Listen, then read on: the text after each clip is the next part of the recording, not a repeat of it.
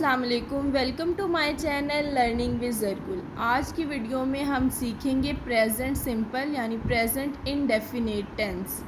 एक फार्मूला की मदद से हम सीखेंगे, सब टेंसेस में यही फार्मूला यूज़ होना है, आपने बहुत अच्छे तरीके से समझ लेना है। फार्मूला के अंदर 5 चीज़ें आती हैं: identity, helping verb, verb, singular, Plurals.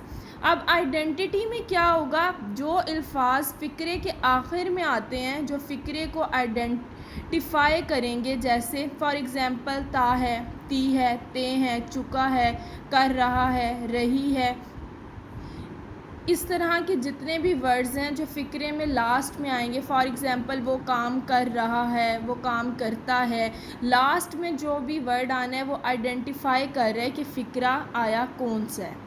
अब हेल्पिंग वर्ब क्या है? Is, are, am, do, does, did, ये सब इस तरह की हेल्पिंग वर्ब हैं। हेल्पिंग वर्ब का मकसद क्या होता है? इनका मकसद क्या है? ये अपने मेन वर्ब की मदद करते हैं ये बताने के लिए कि एक्शन किस में हो रहा है। आया कि एक्शन पास्ट में हो रहा है, प्रेजेंट में हो रहा है, फ्यूचर में हो रहा है। एक्शन फॉर एग्जांपल अगर मैं कहूँ ही इज़ कमिंग, वो आ रहा है। हेल्पिंग वर्ब तो इज़ है, लेकिन एक्शन क्या शो हो रहा है? प्रेजेंट में। इसी तरह अगर मैं कहूँ ही वॉज कमिंग, अब यहाँ पे इस की जगह वॉज चेंज हो गया, हेल्पिंग वर्ब हमारा चेंज हो गया और एक्शन हमें शो कर रहा है कि पास्ट में चला गया। ठीक है।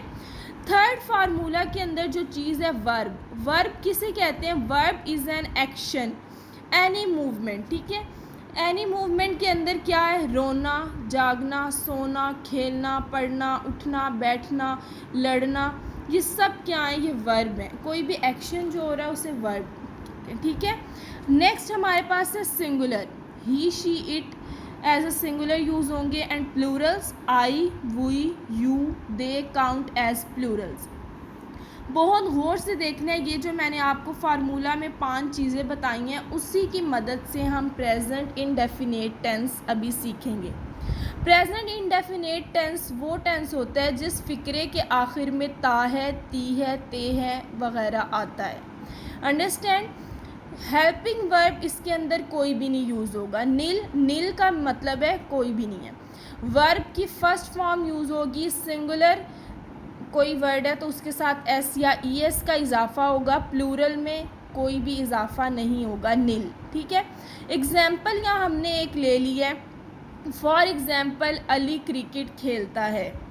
अली अब क्या है हमारे पास? सिंगुलर है, तो हम क्या यहाँ पे लगाएंगे? Ali place cricket. जैसे कि हमने यहाँ पे देख लिया कि सिंगुलर के साथ एस या ई एस का इजाफा होगा।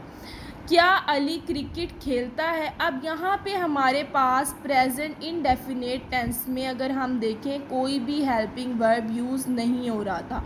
जब भी हमने इंटरोगेटिव या मनफी नेगेटिव फ़िक्रा बनाना होता है तो हम क्या करते हैं? हेल्पिंग वर्ब को उठा के पहले ले आते हैं। अब जहाँ पे कोई भी हेल्पिंग वर्ब नहीं है इस टेंस में, तो हम हेल्पिंग वर्ब का इस्तेमाल करेंगे डू और डज का, बाहर से उठा के लाएंगे। जैसा कि हमने देखा कि सिंगुलर में एस और ई एस का इजाफा है। क्या अली क्रिकेट खेलता है? अली की सिंगल की बात हो रही है, तो हम यहाँ पे डू के बजाय डज का इस्तेमाल करेंगे। Does Ali play cricket? अब यहाँ पे प्ले के साथ एस नहीं लगाना, प्लेज नहीं करना, क्योंकि वो एस यहाँ पे डज के साथ इजाफा हो चुका है। ठीक है। यहाँ पे डू की जगह हमने डज लगाया है तो यहाँ पे इजाफा हो गया। अब यहाँ पे एस नहीं लगेगा। अली क्रिकेट नहीं खेलता, Ali does not play cricket. उम्मीद है कि आपको समझ आ गई होगी। एक दफ़ा मैं दोबारा रिपीट कर देती हूँ कि हमने 5 चीज़ों का ख्याल रखना है हर टेंस में। हमें इसकी मदद से ही हम टेंसेस सीखेंगे। Number 1 identity, number 2 helping verb, number 3 verb, number 4 singular and number 5 plural.